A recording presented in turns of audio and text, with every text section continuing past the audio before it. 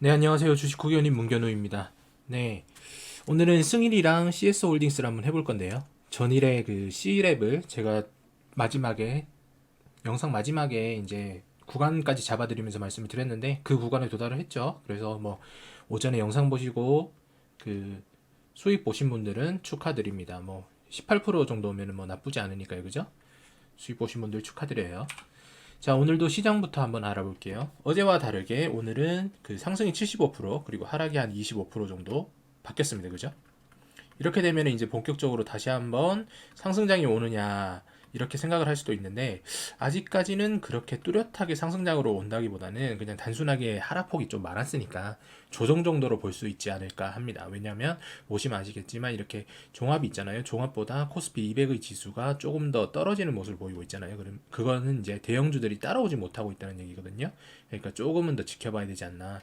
뭐 외국인들이 한 1,500억 정도의 이제 매수세를 가지고 있긴 하지만 아직까지는 완만하진 않다고 봅니다. 해외 시장도 그렇게 뭐 좋은 편은 아니고요. 그 다음에 원달러 환율이 약간 떨어지긴 했어요. 그렇지만 좋은 모습은 아니죠. 좋은 모습은 아니고 신용 잔고가 생각보다 줄어들진 않고 있습니다. 아마 뭐 한 20조 정도는 채우려고 하는 것 같은데 요건 조금 더 지켜봐야 될 것 같습니다. 그리고 국고채는 조금 더 올라갔고 이제 뭐 유가도 어제 상당히 올라갔죠.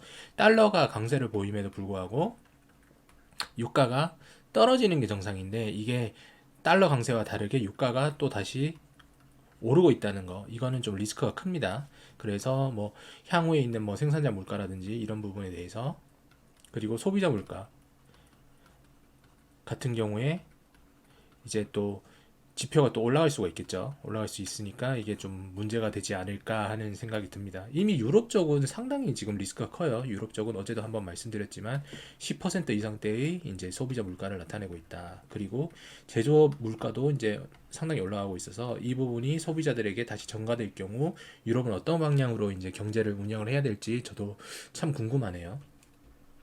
자, 그다음 보시면 자, 승일에 대해서 오늘 한번 볼게요. 승일은 이제 과거에 윤석열 관련주로 이제 테마를 탔던 거죠. 윤석열 관련주. 그런데 이런 테마 종목들은 제가 그렇게 좋지 않다고 말씀을 드렸어요. 왜냐하면 이게 테마가 빠지면 주가가 갑자기 같이 따라서 하락하니까 올라갈 때는 이제 못 팔고 떨어질 때는 당연히 못 파는 수익을 봐도 이게 더 볼 거라는 기대감 때문에 팔지 못하고 떨어질 경우에는 손실이 난다.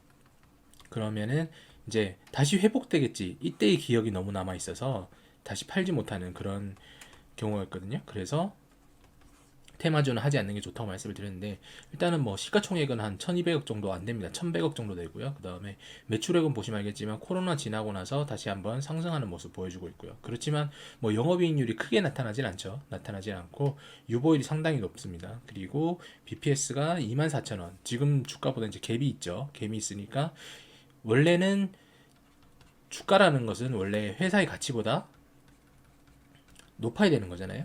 그런데 지금 청산 가치보다 회사의 가치가 낮다는 것은 조금 더 이제 투자를 해볼 만한 값어치는 있겠다라고 생각이 되겠죠.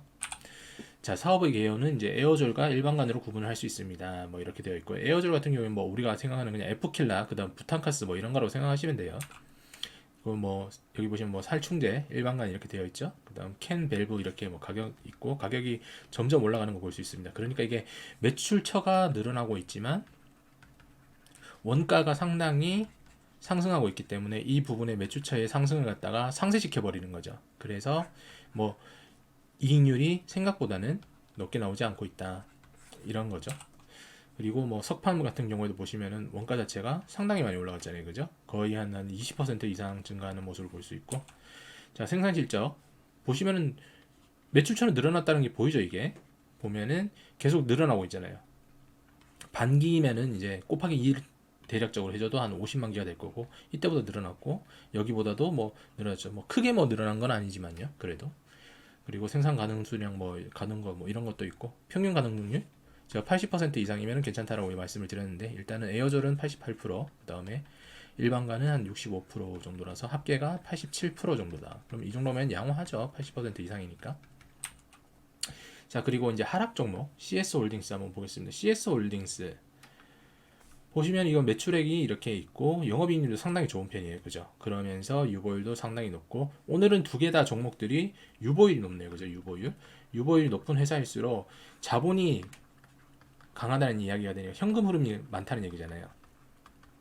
이러니까 이제 그 코로나나 뭐 이후에 이제 지금 경제 위기, 경제 침체 이런 게 오더라도 잘 버텨낼 수가 있다는 거예요. 뭐 이게 뭐 10년, 20년 이렇게 가는 게 아니니까.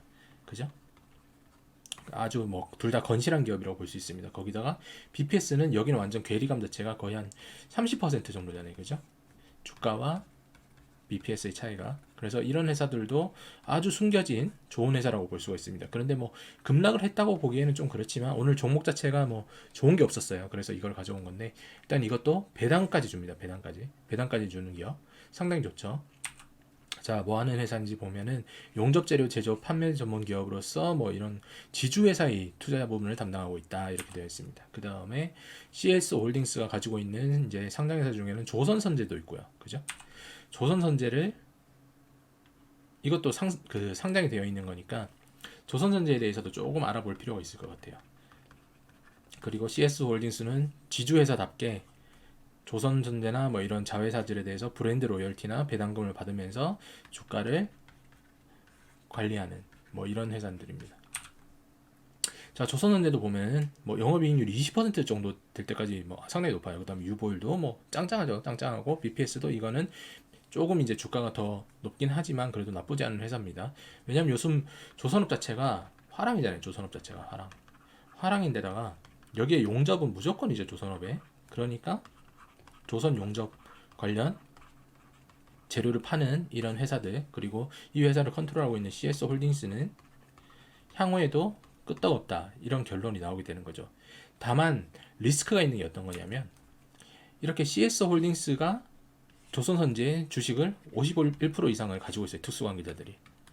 그렇게 된다면 무슨 말이냐, 유통지식 49%밖에 안 된다는 얘기죠. 그러면 CS 홀딩스가 어떤 뭐 마음이 돌변하거나 뭐 이런 식으로 자기들이 가지고 있는 지분을 내놓지 않는다면 경영 위협을 받지 않는다는 거예요. 경영 위협을.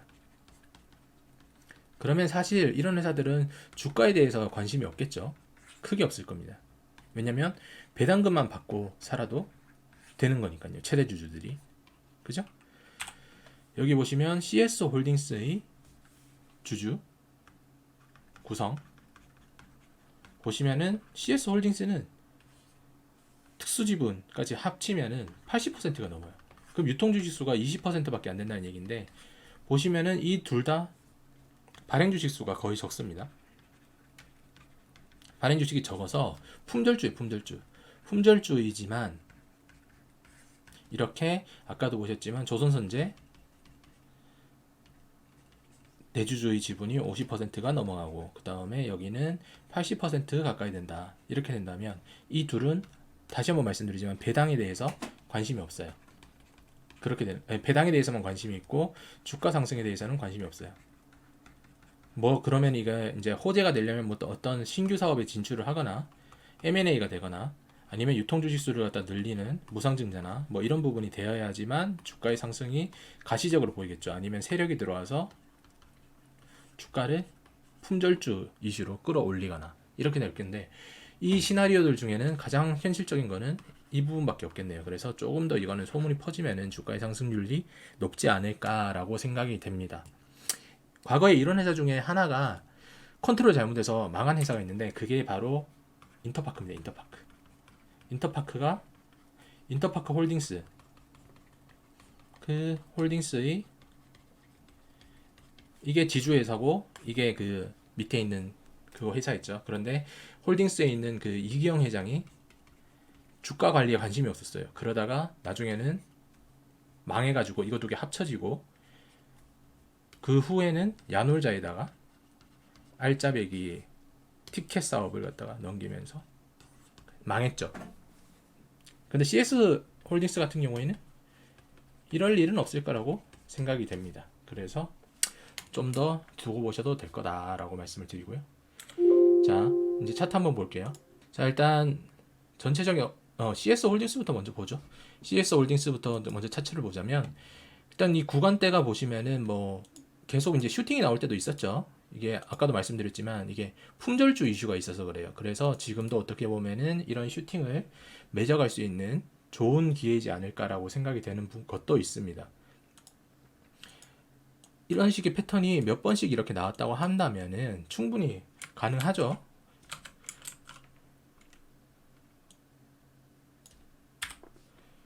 지금도 보시면은 박스권 자체가 이렇게 만들어져 있었잖아요. 이렇게 만들어져 있음에도 불구하고 지금 여기 하단을 찍고 다시 올라오고 있다. 그리고 용접이 잘 돼가고 있다는 얘기가 계속 나오고 있고 유보율 부분에 대해서도 얘기 나오잖아요. 그러면은 분명히 슈팅 부분은 이까지 나올 수도 있어요. 그리고 이 회사는 일단은 뭐 적금한다고 생각하고 들어가도 배당금이 나오기 때문에 나쁘지가 않겠죠. 그런데 다만 조선업 자체가 이 환율이나 뭐 이런 부분에 대해서 조금 이렇게 손실이 나는 부분이 있으면 거기 휩쓸려서 같이 빠질 경우도 있습니다. 그리고 오늘 종목이 승일. 승일 같은 경우에도 여기 보시면 코로나 이전에 예전에 제가 이제 과거에 투자를 했던 부분인데 이렇게 구간대가 있고 이 위에서는 다시 보진 않았어요. 그런데 이게 윤석열 테마를 타면서 여기까지 올라갔나 봐요. 올라가면서 다시 거래량 터지면서 올라가는 모습을 보여주고 있는데 이것도 어느 정도 상단선까지는 갈 수 있다고 봅니다. 그런데 조금 이제 리스크가 있다고 보는 거는 뭐냐면 거의 끝물이에요, 이거는. 그래서 여기서는 진입을 한다기보다는 아래쪽에서 여기서 모아오셨던 분들이 수익을 갖다가 조금씩 줄여나가는 부분이 아닐까라고 생각이 됩니다. 충분히 여기로 다시 내려올 수도 있거든요. 만약에 다시 잡는다면 한 이쯤에서 다시 잡아도 되겠죠. 이쯤에서 잡아서 여기 구간대에서 뭐 다시 한번 올라가는 거를 익절하는 부분도 나쁘지 않을 것 같다는 생각이 드네요. 자, 업종 보시면은 뭐 여전히 이 박스권 안에서 벗어나지 못하고 있어요. 오늘 여기를 갖다 뚫어주려고 했는데 뚫지를 못했고 내일부터 다시 이렇게 올라가거나 그리고 확실하게 여기를 뚫어줘야지 된다고 말씀드렸죠. 그런데 잭슨홀 미팅이 있는 날짜가 한 요쯤 될 거니까 글쎄요, 추가적으로 어느 정도 올라갈 수 있을지 모르겠지만 조금 더 지켜보는 게 좋을 듯 합니다. 그래서 아직까지는 완전히 풀매수를 한다기보다는 단기적인 종목을 대응을 해 가시는 게 좋을 거라고 생각이 됩니다. 저는 오늘 여기까지 하도록 하겠습니다. 감사합니다.